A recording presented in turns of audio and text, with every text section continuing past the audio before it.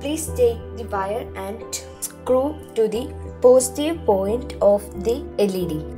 We insulated the positive terminal of this connector with a long wire. We insulated the long wire to this nail. Take the LED and the long wire and insulate to this another nail.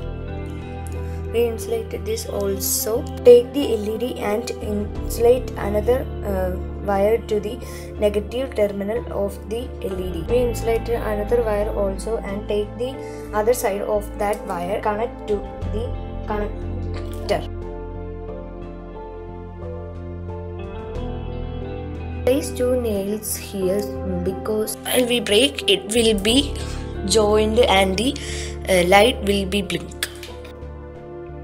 If the nails are not joining by breaking, place a copper wire to the one nail and connect to the other nail while breaking. Look this, while breaking the copper wire is touching. While we breaking, the LED is blinking.